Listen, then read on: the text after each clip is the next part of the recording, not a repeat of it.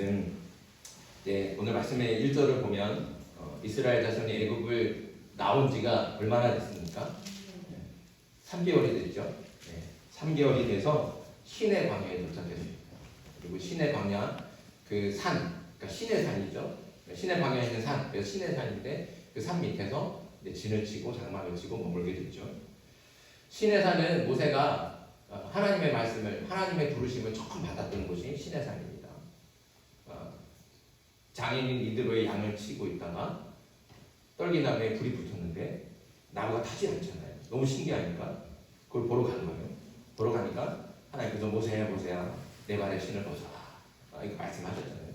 그렇게 말씀하시고 모세를 부르시고 모세에게 무엇을 행할지, 애굽에 보내서 이스라엘 백성들을 구할 것을 알려주신 게 바로 그 시내 산이에요. 그 시내 산에서 하나님을 만나고 하나님의 말씀을 듣고 그리고 말씀에 순종했던 것이죠. 그래서 이제 이스라엘 백성들이 이제 그 시내 산이 있는 시내 광야에 도착하고 백성들은 그 시내 산 아래에 진을 쳤고 모세는 이제 하나님을 만나뵈러 그 시내 산으로 올라간 겁니다. 산에 올라온 모세에게 하나님께서 먼저 말씀을 하시는데 그 말씀이 3절부터 6절의 말씀입니다. 이 말씀을 좀 요약을 하면, 내가 애굽 사람들에게 어떻게 행하였고 너희를 애굽에서 어떻게 인도해냈는지 다 보지 않았느냐. 그러니 너희는 내 목소리를 잘 듣고 나와 한 약속을 잘 지켜야 한다. 그러면 너희는 내 백성이 되리라. 이렇게 말씀해 주셨습니다. 이 말씀을 들은 모세는 그대로 이스라엘 백성들에게 내려가서 백성들에게 전했고, 모세를 통해 하나님의 말씀을 들은 이스라엘 백성들이 어떻게 했습니까? 하나님께서 말씀하신 대로 우리가 다 그대로 행하겠습니다 하고 응답을 했다고 하죠. 그 응답을 가지고 이제 또 모세는 산에 올라가는 거예요. 그 산에 올라가서 이스라엘 백성들이 하나님께서 말씀하신 대로 다 하겠답니다 하고 하나님한테 또 그 이스라엘 백성들의 말을 전해주는 거예요. 그런데 하나님께서 다시 모세에게 말씀하십니다. 그 말씀이 10절부터 13절이죠. 내용을 또 요약하면, 내가 3일 뒤에 시내산 꼭대기에 직접 내려갈 것이니 너희는 미리 준비를 해라. 오늘과 내일은 옷을 빨고 스스로를 성결하게 하고 경계를 정해서 어느 누구든지 산에 오르지 못하게 해라. 어느 누구든지 산을 침범하고 산에 오르면 반드시 죽을 것이다. 이렇게 말씀을 해주셨어요. 모세는 그 말씀을 듣고 다시 산에 내려가서 하나님의 말씀을 들은 대로 그대로 백성들한테 전했습니다. 그리고 백성들은 그 말씀을 들었으니까 하나님 말씀대로 하는 거예요. 그래서 오늘부터 내일 옷을 빨고 남자들 여자를 가까이 하지 않고 그렇게 스스로를 성결하게 하는 거예요. 그래서 셋째 날 하나님께서 임하실 때 그때를 미리 준비하게 된 것이죠. 그리고 드디어 셋째 날 아침이 되자 시내산 꼭대기에는 천둥이 치고 번개가 번쩍이고 구름이 빽빽하게 아주 자욱하게 구름이 내려앉았습니다. 나팔 소리가 크게 울려 퍼지자 각자 자기 진 안에 있던 이스라엘 백성들은 막 두려워 떨기 시작했어요. 모세가 하나님을 맞이하도록 그렇게 두려워 떨고 있는 백성들을 다 진 밖으로 데리고 나옵니다. 진 밖으로 다 데리고 나와서 시내산 기슭에 백성들을 다 세워놓죠. 그때 시내산은 온통 연기로 가득 차게 됐습니다. 왜 그렇습니까? 하나님께서 불 가운데로 임하셨기 때문입니다.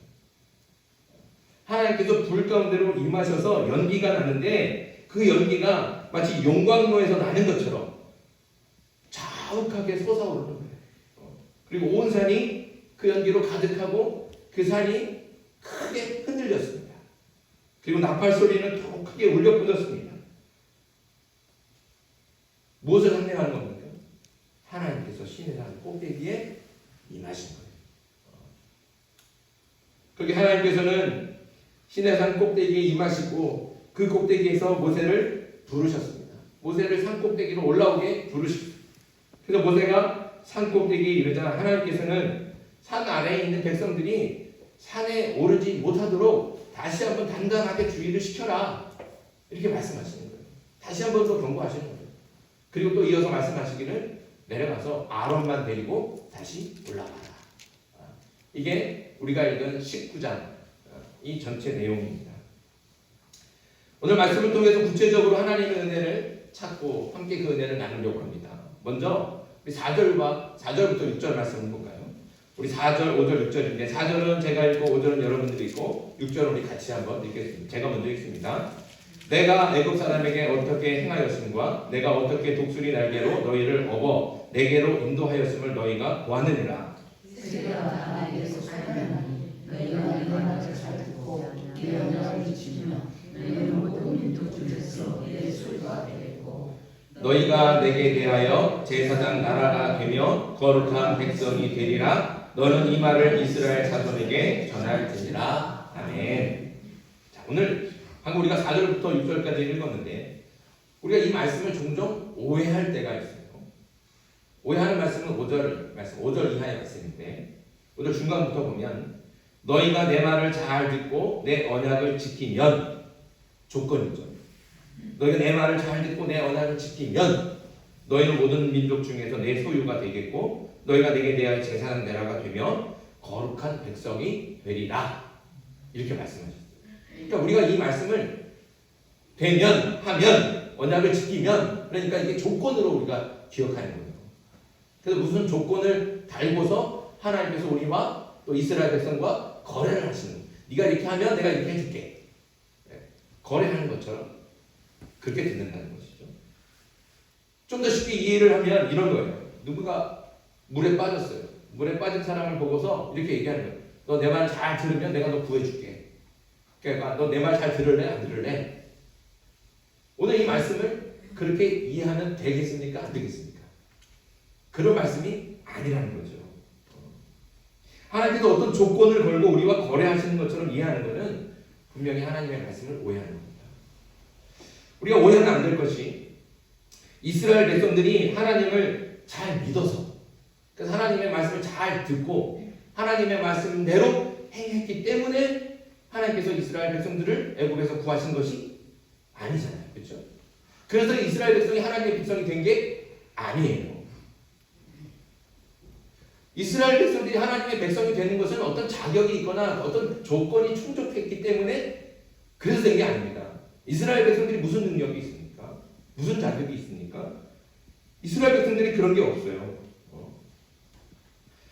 하나님께서 이스라엘 백성들에게 네가 내 말을 잘 들으면 내가 애굽에서 구해줄게 이렇게 말씀하시지 않았습니다. 이스라엘 백성들이 홍해바다 앞에서 어떻게 할 줄 모르고 어디로 도망갈 줄 모를 때 뒤에서는 애굽 군대가 막 쫓아오는데 정말 죽을 위기에 있을 때 하나님께서 너 내 말 잘 들으면 내가 이 바다 건너게 해줄게 이렇게 말씀하셨습니까? 그렇게 하지 않았어요. 어떤 조건을 달지 않으셨어요. 하나님께서는 아무 조건 없이 이스라엘을 먼저 애굽에서 구해주셨고 홍해바다 앞에서도 이스라엘 백성들을 바다를 갈라서 마른 땅을 건너서 걸어서 그 바다를 건너게 하셨어요. 어떤 조건을 다신 게 아니에요. 이렇게 하나님께서는 하나님께서 하실 일을 이미 다 하신 후에 이 말씀을 하시는 겁니다. 그래서 5절 말씀을 어떻게 들어야 되는가? 4절 말씀을 함께 읽어야 돼요. 4절 말씀에 이렇게 읽으면 됩니다. 이렇게 말씀하시는 거예요. 이스라엘아 너희가 애굽에 있을 때 내가 애굽 땅에서 어떻게 했는지 다 보았지. 또 내가 너희를 독수리 날개로 엎듯이 높이 들어 올려서 어떤 것 하나 상하지도 않고 다 안전하게 내게로 오게 한 것을 너 다 보지 않았니? 이렇게 내가 너희를 내 백성으로 삼아서 너희를 아무 조건 없이 지켜주고 도와주고 인도했으니 너희도 나를 믿고 섬기고 따르는 것이 맞지 않겠니? 이게 하나님의 말씀이라는 겁니다. 하나님께서는 우리를 먼저 사랑하시고 먼저 택해 주셨습니다. 우리가 하나님의 백성이 된 것은 우리가 잘나서 우리가 하나님의 백성이 된 게 아니에요. 다시 말씀드리지만 우리는 하나님의 백성이 될 만한 자격이 없어요. 하나님의 백성으로서 마땅한 조건을 가지고 있지도 않아요. 우리는 그럴 만한 능력도 자격도 없습니다. 전적으로 하나님께서 먼저 우리를 택하셔서 하나님의 백성으로 또 하나님의 자녀로 삼아주셨기 때문에 우리가 하나님의 백성이 될 수 있는 것이고 또 하나님의 자녀가 될 수 있는 겁니다. 이 모든 것은 다 순전히 하나님의 은혜인 줄 믿습니다. 이게 내 능력이 아니에요. 내가 어떤 자격이 생기고 어떤 조건을 가지고 내가 하나님 잘 섬겨서 내가 하나님 잘 믿어서 내가 교회를 열심히 나와서 내가 헌금을 잘 해서 이런 조건이 아니라는 거예요. 이 모든 조건을 다 무시하고 하나님께서 우리가 그런 자격이 없을 때 이미 우리를 택해 주셨고 하나님의 자녀 삼아 주셨습니다. 그래서 우리가 하나님의 자녀가 된 것이고 하나님의 백성이 된 거예요. 전적으로 하나님께서 하신 일. 그래서 하나님의 은혜라는 겁니다. 아무 조건 없이 무한한 사랑과 은혜로 우리를 하나님의 백성으로 삼아주셨습니다. 그러니까 이제 하나님의 백성답게 받은 은혜를 조금이라도 보답하면서 살아야 되는 게 맞지 않겠습니까? 이미 자격 없는 우리가 하나님의 백성이 된 것만으로도 사실 은혜잖아요. 그것만으로도 은혜예요. 근데 하나님께서 말씀하시기를 하나님의 백성답게 하나님의 자녀답게 하나님을 잘 섬기고 하나님의 말씀을 듣고 그 말씀대로 살아가면 이미 받은 은혜보다도 더 큰 은혜와 축복을 주시겠다고 약속하셨습니다. 그게 하나님이죠. 우리 하나님은 그럽니다. 그 하나님의 은혜를 기억할 수 있길 소망합니다. 그래서 하나님의 백성답게 하나님의 말씀을 잘 듣고 하나님의 자녀답게 하나님의 뜻에 순종할 때 하나님께서는 이미 우리에게 주신 은혜보다도 더 큰 은혜로 우리를 지켜주시고 도와주시고 또 인도해 주실 줄 믿습니다. 그러니 그 은혜를 기억하며 하나님의 백성답게 하나님의 자녀답게 살아갈 수 있는 저와 여러분들에게 간절히 소망합니다. 또 한 가지 우리가 주목해서 볼 것은 모세입니다. 오늘 본문을 보면 모세가 계속해서 하나님과 백성 사이를 오가면서 하나님의 말씀을 백성들에게 전하고 또 백성들에게 들은 말을 하나님께 올라가서 하나님께 전하는 것을 우리가 보게 됩니다. 마치 뭐 하는 거예요? 무슨 역할을 하고 있어요? 하나님과 백성 사이를 연결하는 다리 역할을 하고 있는 거예요. 모세가. 근데 참 이상하죠? 하나님께서 분명히 직접 이스라엘 백성들에게 말씀하실 만도 한데 그럴 수 있으시잖아요. 그런데 꼭 모세에게만 말씀하시는 거예요. 그러니까 모세에게만 말씀하시고 모세를 통해 백성에게 듣게 하시고 또 이스라엘 백성의 이야기도 그 말도 모세가 듣고 또 그거를 가지고 하나님께 들려드린다. 이스라엘 백성들이 산으로 올라갈 수가 없어요. 하나님께서 분명히 경계를 만드셨잖아요. 그렇죠? 이 경계에 대한 이야기는 나중에 한번 나눌 때 이 말씀을 나눌 때가 있으면 좋겠는데 이게 꼭 뭐하고 같습니까? 네가 산에 올라가면 반드시 죽으리라? 뭐 혹시 뭐 듣는 것 같아요? 아담과 하와에게 너희가 이 선악과를 먹으면 반드시 죽으리라 하는 것과 같거든요. 이게 인간의 한계를 주는 거예요. 한계를 주는 거예요. 넘을 수 없는 그를 깨달으라는 거죠. 그런데 아무튼 이 모세가 그렇게 하나님과 백성들 사이를 오가면서 다리 역할을 하고 있는 거예요. 그런데 이 말씀도 우리가 오해하면 안 되는 게 그래서 이 말씀을 가지고 하나님의 말씀을 듣는 특별한 사람이 있다. 하나님의 말씀을 우리가 알려주는 특별한 사람. 나는 그런 거 없고 특별한 사람이 이렇게 알려주는 사람이 있다. 라고 이해하는 게 또 그것도 오해하는 겁니다. 왜 그런가 하면 우리가 예수님을 믿잖아요. 그러니까 모세 때에는 그럴 수 있었어요. 모세 때에는 또 구약 시대에는 하나님의 영이 임하는 사람들만 하나님의 말씀을 듣고 그 말씀을 백성들에게 전할 수 있었잖아요. 그렇죠? 선지자, 또 왕, 다윗, 모세, 그리고 뭐 다니엘 이런 특별한 사람들이 있었지만 이제 신약 시대에 와서 예수님이 임하시고 예수님이 이 땅에 오셔서 예수님께서 십자가를 지시고 돌아가실 때 그 모든 것들을 다 허무시고 하나님께로 갈 수 있는 길을 열어놓으신 겁니다. 그 십자가를. 그래서 예수님께서 십자가를 지시고 돌아가실 때 어떤 일이 일어났습니까? 성전의 휘장이 찢어졌어요. 성전의 휘장이 찢어졌어요.